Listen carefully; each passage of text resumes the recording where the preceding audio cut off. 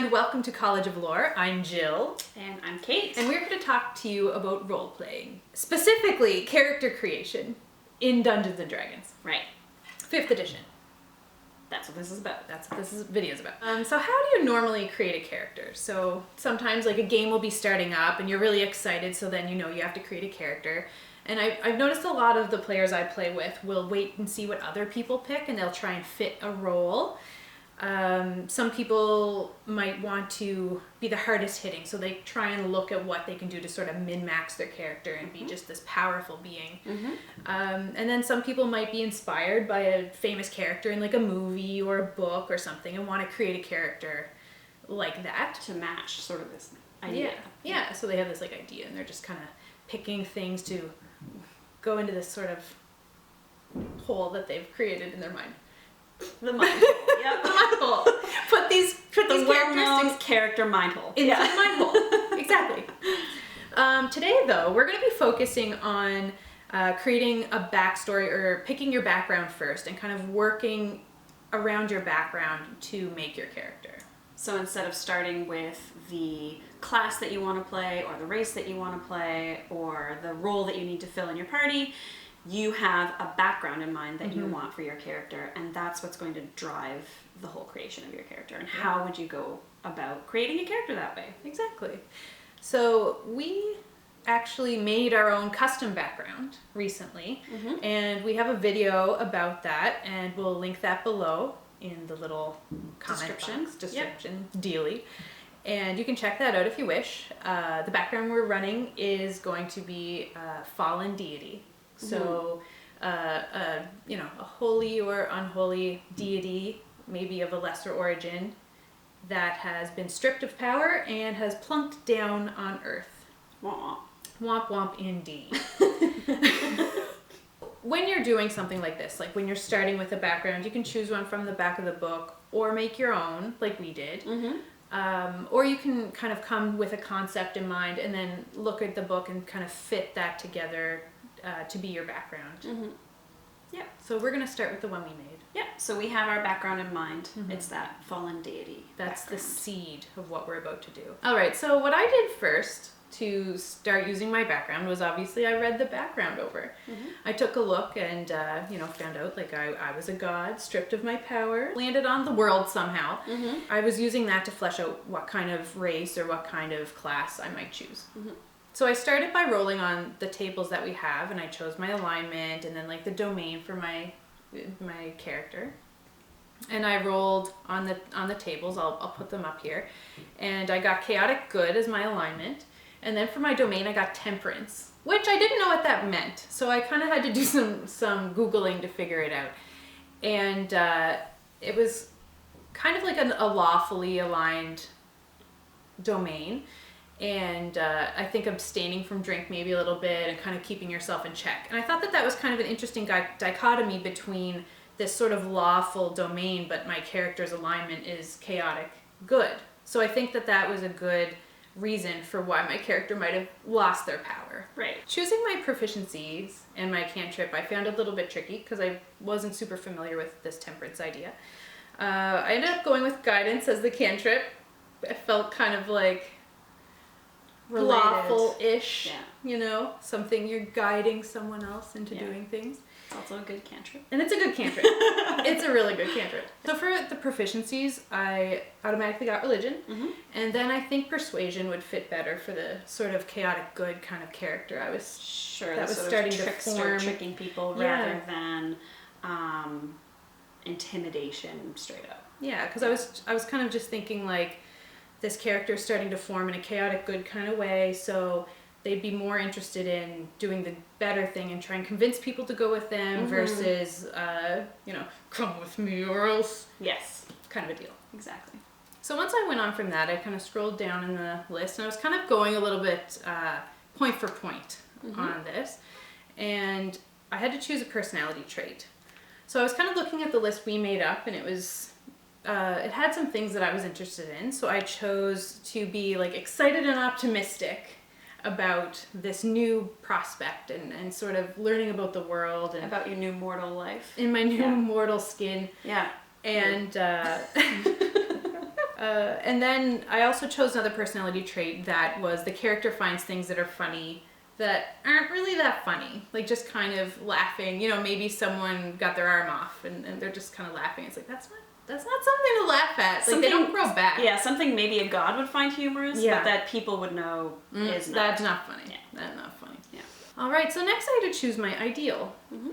And I chose always treat people with kindness and respect. And I thought this would be kind of a funny little clash with this character finding things funny that aren't really that funny, but then also trying to be kind and respectful. So it's kind of like a nice little conundrum that they're going to get themselves into. Right. For a bond, I felt like it might be kind of nice to have a connection to a deity that still is in power. And that kind of led me to start thinking about my class, and that started leading me towards cleric, because maybe they have landed on this planet and they're immortal now, but they're still kind of in contact with someone upstairs. Yeah. And So also, that's who you devote yourself to. Exactly. Yeah. So it's like, well, I'm going to keep praying to my buddy who's up there. And I thought it might be kind of interesting that they could be like a trickery domain cleric. And maybe the trickery domain friend up there actually had a hand in getting them booted out of the pantheon up there in the first place. Oh my god, but you don't know this. But I wouldn't know that. No. So that's a discussion I would have with the DM. So for a flaw, I thought that the sort of fish out of water situation would be something I would be really interested in. And that's kind of why I came up with the idea of this fallen deity in the first place, was just this person kind of bumbling around not knowing how to mortal. Yeah. And I thought that that would fit well with this sort of excited, optimistic character who's a little bit oblivious to maybe humor and what's actually funny. Right, social norms. And maybe they're a bit naive, so they still trust their trickery friend. Right. And I thought it all kind of was starting to come together just by going through this background. Right. So then I just started filling in the blank. And You knew you wanted to do cleric. I knew I wanted cleric. Yeah. I knew I wanted trickery domain. I felt like human might just be the most bland choice, just because there are so many humans in the general D&D world. They seem to be the most populous creature. So I thought maybe being stripped of power, they get a +1 to everything. They do get a +1 to everything. Yeah, just not great at anything, but not bad at anything. So I went with just human. So then I did my favorite part, which was rolling for stats. Right. Because I love rolling dice, and I took a little video.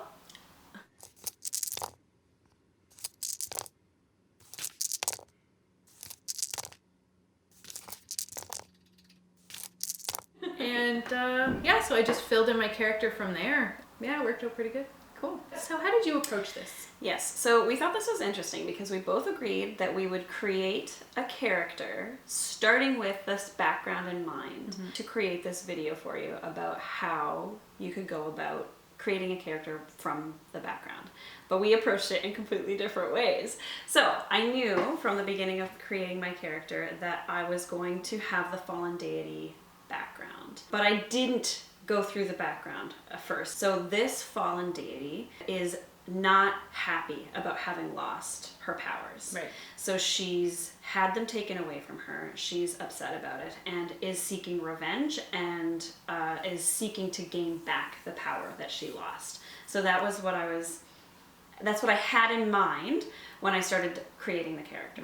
So the first thing that I did in the rule book is go to the class section and flip through and see if any of the classes that were there spoke to me about this sort of idea that I had.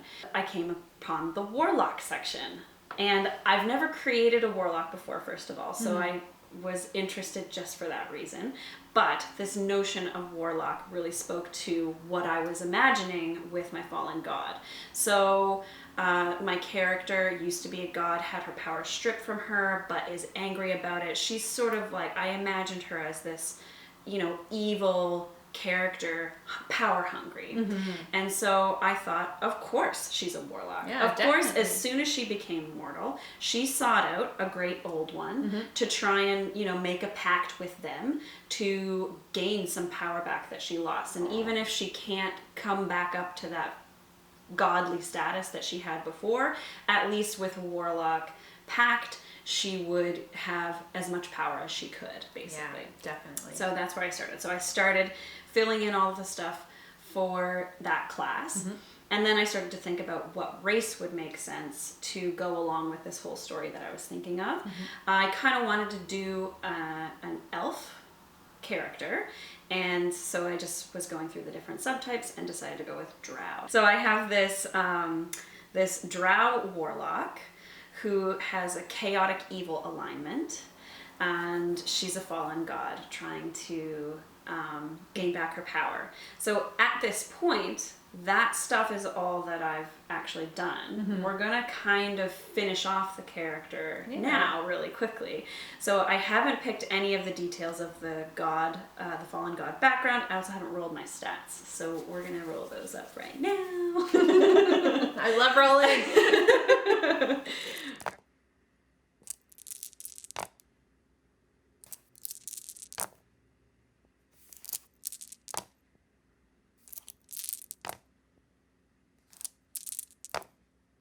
So I just rolled my some stats. So I've got some good numbers here, I think. It's pretty good. Yeah. Nothing below 10, so that's great. That's really good. So when I'm choosing my stats, I like to take the highest ones first and assign those. So I know with this warlock that I want my charisma to be my highest score, because that's what my spellcasting stat is. Yeah. And then the book also suggests constitution as the second one. So luckily I get a bonus to my charisma already from, I can't remember, either the warlock or Drow, probably Drow. Someone gave you a bonus. I got some bonus to charisma. So I'm gonna put 16 here, but I get a +1, so it'll actually be 17 for my charisma. And then my next highest stat was 14, so we'll put that in constitution. I get a +2 bonus to dexterity, so I don't need to put a high one in dexterity. Unless you want to be like a really dexterous warlock. I could be. That could be useful. All right, let's do that. So I've got a couple 12s. I'll put one of my 12s in dexterity. So that's going to be actually a 14 because of my +2 bonus. So that's one of the 12s. Then I think I'm going to put my lowest number next, which is 10. I'm going to put that in strength because I'm not imagining a lot of like physical strength required for this character. Yeah.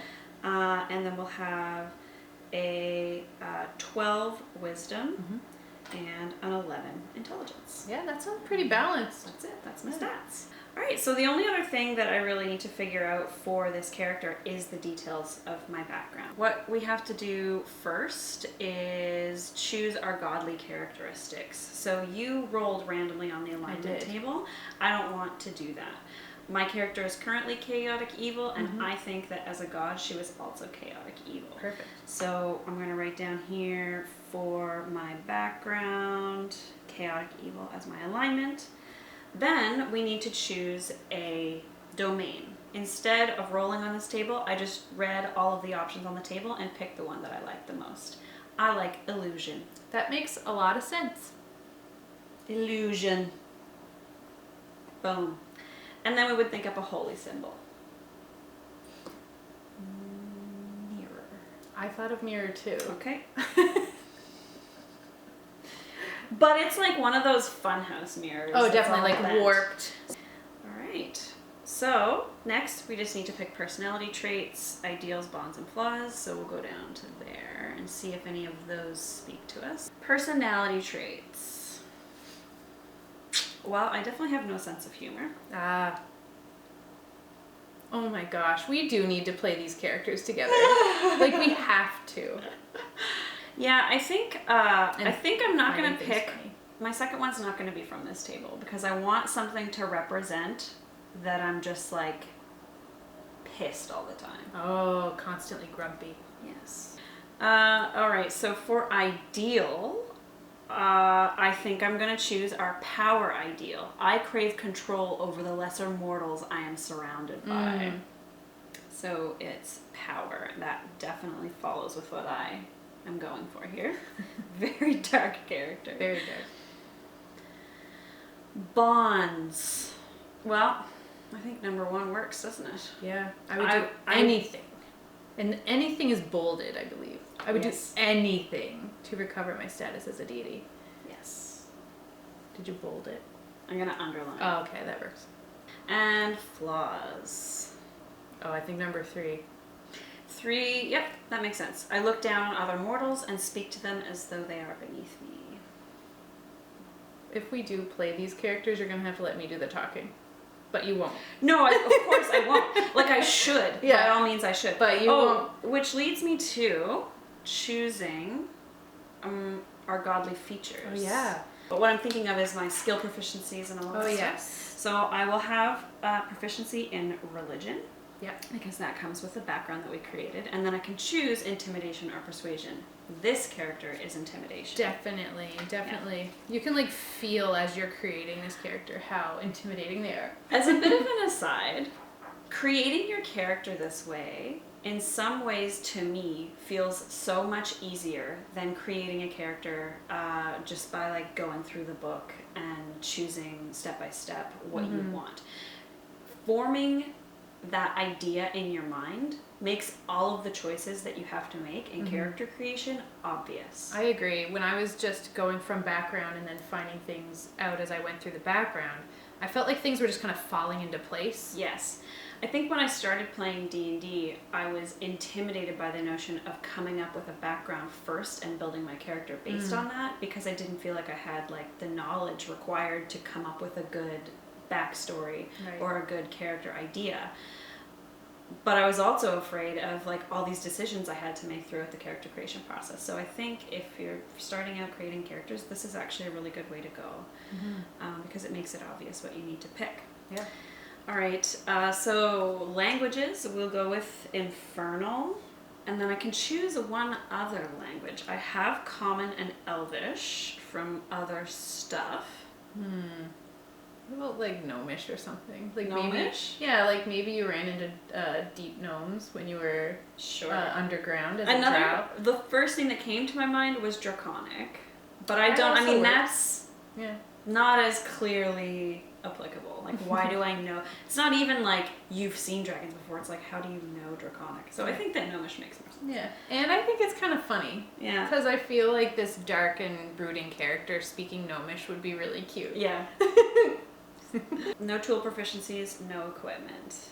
And are we looking at cantrips now? Yeah, I've already seen a couple that might work. Something like Dancing Lights or Minor Illusion. So I actually know Dancing Lights. Oh, you already from have something else. And I will get 2 more Warlock cantrips. So we should, I'm thinking, take the opportunity that the background gives us and use a non-Warlock.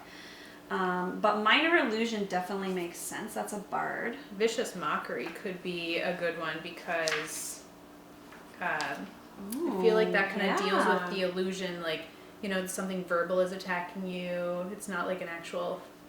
What's Vicious Mockery do?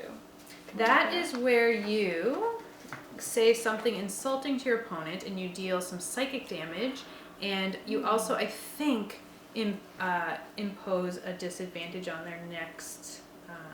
I shake their confidence. Yeah, you're shaking their confidence, and that seems very fitting for the... Yeah. Oh my gosh, I don't remember my alphabet. Vicious Mockery. Disadvantage on the next attack roll it makes before the end of its next turn. I'm going to write that down, Vicious Mockery. Suits the personality of your character very well. Wow, I'm such a jerk. It's a really jerky character. But that's kind of why I created it, because I don't usually create characters like this. So this was us making 2 very different characters from the same background. And we had a lot of fun. Yeah, hopefully you enjoyed it. Yeah, and it shows how vastly different you can make your character, even though we're kind of working with the same material. Yeah, exactly. So thanks for watching. We're College of Lore. Feel free to subscribe below. And if you decide to make a character using our background, which we'll link below, definitely share. Share it with us. Yeah, we want to see it. Oh my gosh. Like, but yeah, awesome. Thanks for watching. Have a great day. Everybody.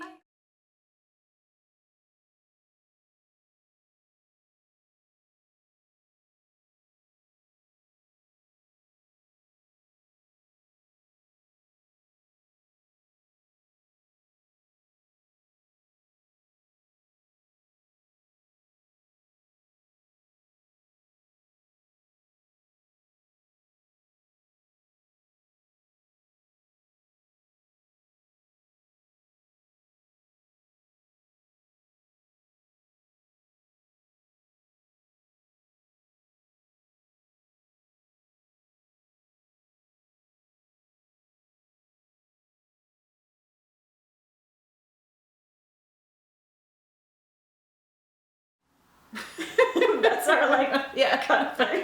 nice visual like. My brain knows what I mean, but my mouth doesn't always say the right words. It's like she'll know, and I did know. You did know. I assume everyone knows what I'm talking about at all times. I usually do.